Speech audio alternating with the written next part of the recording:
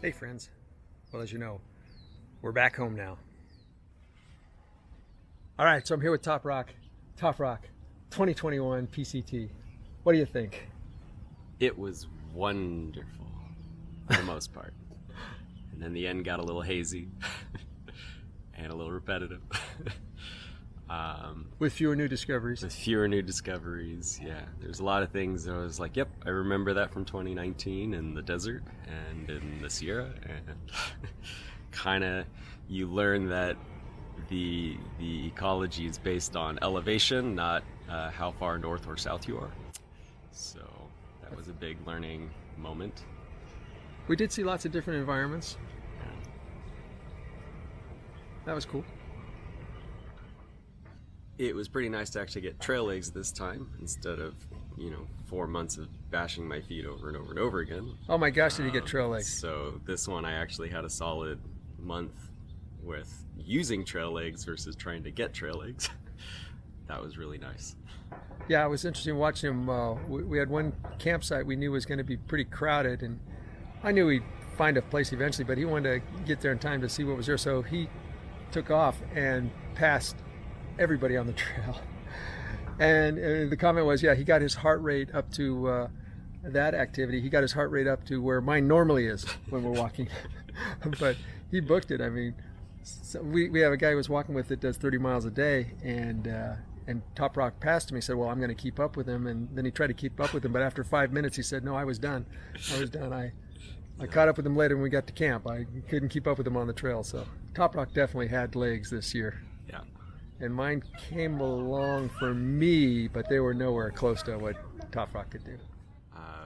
Favorite spot was when all the horses showed up, because that was just such a surprise. Oh, that was just weird. And it was a wonderful campsite all around, good ground, no mosquitoes, that kind of thing. So it's just a real pleasant spot to be. And then the horses just... Then a herd of horses walk into your campground.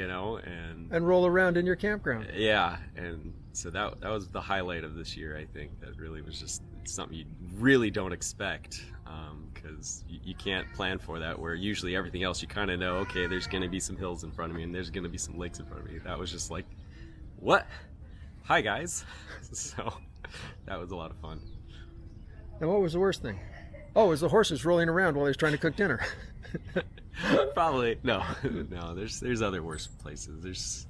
There was a day or two, I can't remember the spots, but where you push the body a little too far and you have to recover. And fortunately, it only takes about a day for me.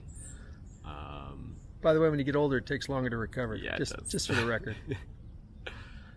I can't remember exact spots though. We were doing good though. It was nice. I can't say anything was worse. There was just moments where you knew the day could be better, but there was no awful day. That's something that I learned is, as we continue to push harder, we could push harder. We could go farther. We could go longer. We could keep going, and it wasn't that bad. I think my worst wasn't the bad. It was the concern about going over the ridge in the lightning storm. And fortunately, the lightning stopped as we were going over the ridge. Yeah, but not for me. Well, you were going I was fast. ahead. You were gone. Yeah. But going up the ridge is like, okay, this is again a risky situation that should be avoided. But again, like I said, we were fortunate the lightning stopped as we approached it and stayed stopped. So that was okay. Anyway, hey, quite a trip this year. Look forward to future adventures. Yes, we will be coming back at some point. At least Top Rock. Yes. We'll see. As you recall, we were lashing, which is long section hiking, going from Tuolumne Meadows to Canada this year. Okay, so Top Rock, why were we hiking? So a lot of other people like to go and they want the title or they want the challenge of it. That's not us. We're there to take in the nature and the beauty and to enjoy the company of others out there. And it's about having fun and experiencing every moment of the day, and not just staring at someone's shoes in front of you for 6 miles. So for one thing, Top Rock really likes completion. He likes to finish things. He likes to get the whole thing done. And as time went on, we already knew that Oregon had a fire closure section. No big deal. We deal with fire closures all the time. If the trail's truly closed, then we skip over and deal with it. But we were seeing fires early this year, and things were burning like crazy. And in places it wasn't good, and smoke. We were seeing so much smoke. It wasn't pretty. It's actually, right now, if you look behind me, you might think it's smoke, but no, I'm back in San Diego, and that's a good morning fog. You know, this has been a really dry year on the PCT in California, and Oregon and Washington, they got more snow than usual, than average, 130 to 150%. However, it got so hot so fast, all the snow melted, and things were already drying up and looking pretty risky. You know, right after we got back, the PCTA sent out a note that I thought was interesting.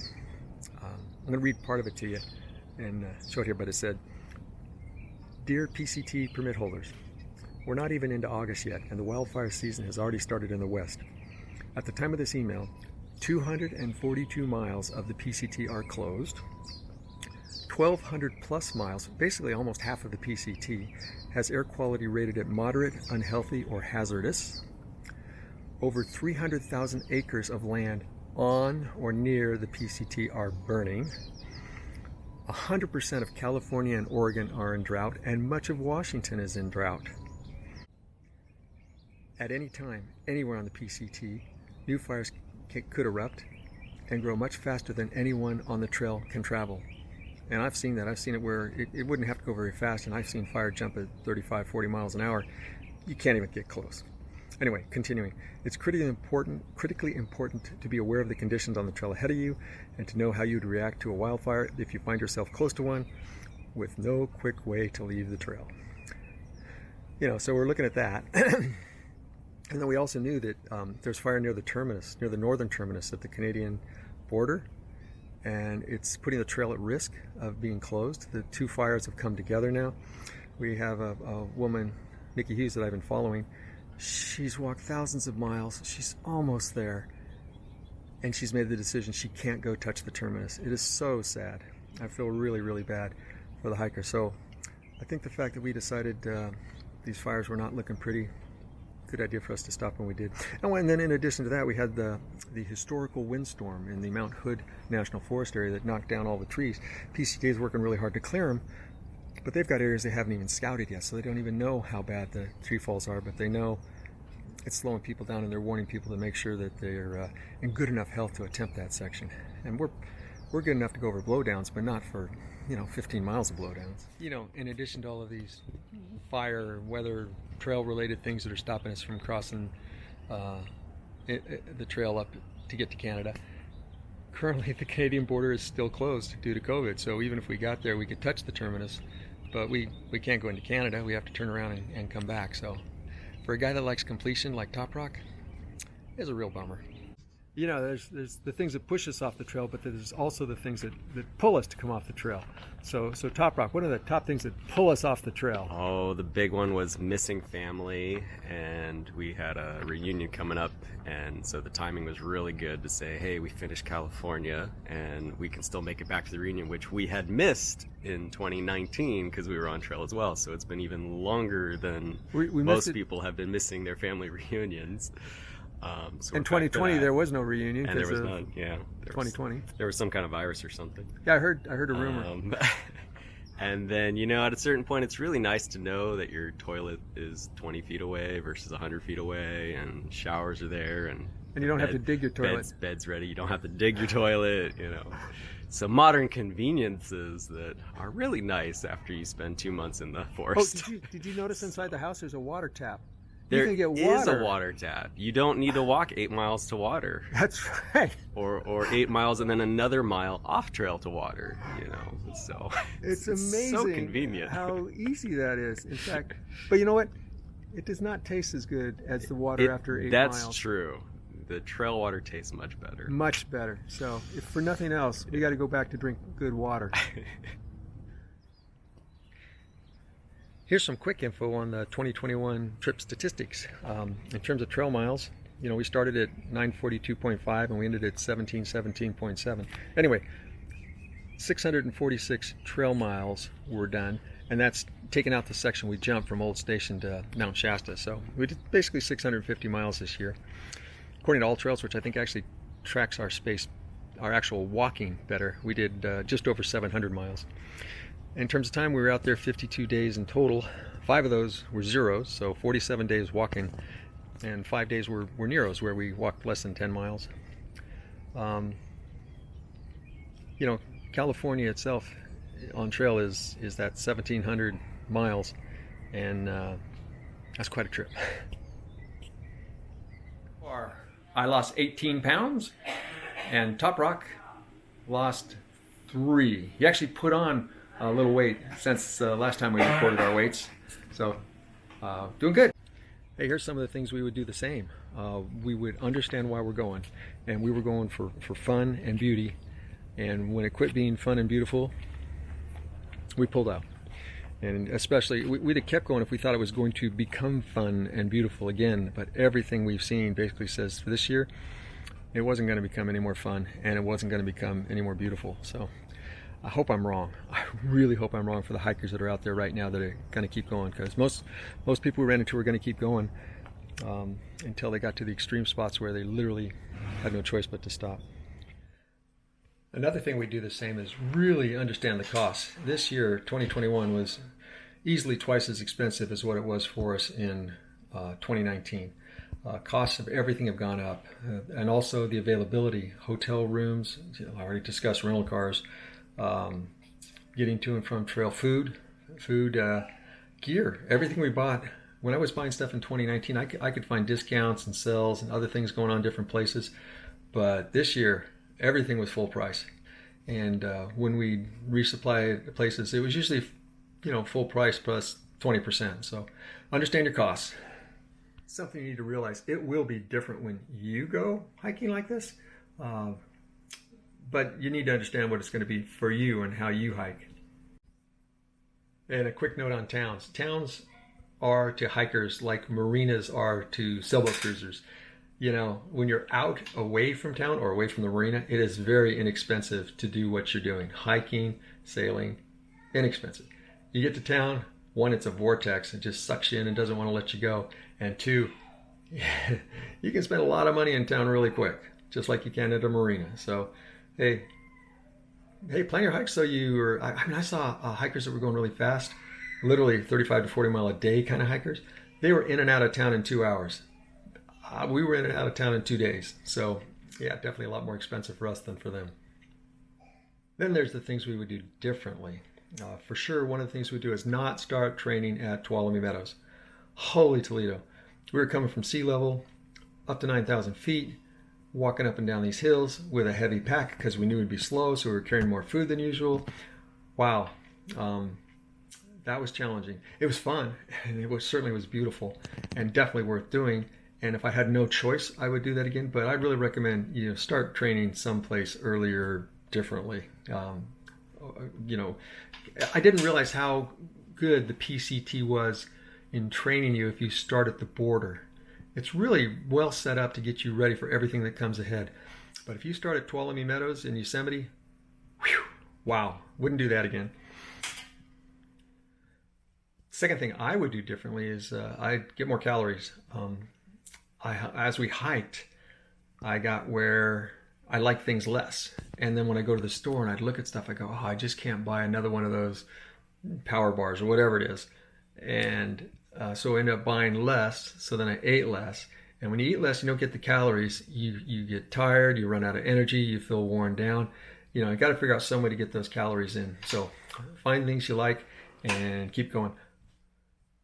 As far as gear, I think we've got really good setups. I don't think we'd change much. One of the things I thought was really interesting about gear was the backpacking chair, because everybody knows a backpacking chair is ridiculous. That's stupid. Why would you ever carry a pound and a couple ounce thing come on, there's rocks, there's logs, there's all these places to sit. It's insanely stupid to carry a chair. Unless you're hiking with someone. 'Cause there's always one chair. There's not always 2 chairs. Oh, that's true. When you're out walking around, you can always find a place to sit, but not necessarily 2 places to sit. So that's why it was of great use to us. Well, also on the chair, the best trick for the chair, one is to have somebody else carry it. Of course, he was using it the most, so he deserved to carry it. But 2, if you're losing your bear canister that weighs 2.7 pounds and you're picking up a chair that weighs 1.1 pounds, you won't notice. You won't notice. It's really easy to start carrying a chair. And yeah, it's a luxury item. And if you enjoy it, you should carry it.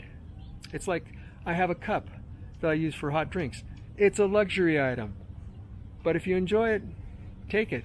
You're the one that pays the price for having this extra weight, so you get the luxury. But I'd also recommend on keeping your luxuries to a minimum because, every ounce does count. And if you have too many luxuries, you're going to be just sitting in your car. You're never going to get out on the trail. That'd be the luxury item, is the car. Yeah, there you go. The luxury car. Hey, so Top Rock, what other new gear would you try if you were to go out and do this again? I'm ready for a big change in things. So the pack I've had has been real useful, but I'm just interested in trying something else there. And then I really would like a tent that I can just throw down really quick without needing any stakes. So freestanding and no effort and no finding roots in the ground because I don't want to dig out stakes from roots anymore. I can't rename your trail name to Root Finder? Nope. Oh, I got mine. We'll stick with Top Rock then. And kind of overall look at some other things. I know some other gear just needs to swap out, like my base layer's old and it's time for new stuff like that. So there's kind of everything I'm going to look at again. So you'll have a refresh round? Yeah, re-look at everything and try and experiment with something new on kind of everything. All right, that's it probably as far as gear goes. Top Rock also had another thought. He said, if we did the trail a second time, after having done it first, he would go into lots of different alternates that are out there. There are lots of things on the left and right side of the trail that we just didn't go to because we were hiking the trail. And I think if we were to do it again, especially for lashing, we would go and check out a lot of these alternates. One thing that's a big thing and always going to be ongoing is food. We would do food differently. What we'd do different, I have no idea. But I can tell you no matter what we decide to do, we'd also want to change that after a few weeks too. Because food can get pretty bland and monotonous if you're not swapping it up a lot. And there are things you can do. And if you can plan ahead on some things and figure out how to get it to you, it's kind of hard. Like for the last several months, I've been looking for olive oil in packets. Couldn't find it anywhere. I know I could have ordered it on Amazon if I bought it before I left, but then I would have had to haul it. That doesn't work either. So you got to figure out how to mix things up in the stores while you're going through the trail towns on the hike. But definitely plan on changing your food a lot. Otherwise you'll go crazy. At least I'll go crazy. Again, with planning ahead a little more and reducing costs. If you can figure out your lodging in advance or your trail angels or what you're going to do, like a week in advance, you're way ahead versus trying to do it at the last minute. Last minute, it flat out might not be available or it could be expensive. We experienced both of those while we were hiking. I mean, expensive and flat out not available. Lastly, probably, use the trail angels more. They really are, in general, very good people. And some are amazingly awesome and some are just good, generous people. So it's good to know who the trail angels are and access them when you can. It doesn't help you to do too much research too far in advance because you'll find things like, well, they may not be in town the week that you arrive in town. But as you're approaching cities, look ahead a city or two and try to figure out what's going to be happening for you when you get to that town. So to summarize, 2021 didn't make the Canadian border, but I don't feel disappointed about not making it because that last 2 states did not look like it was going to be an enjoyable activity at all.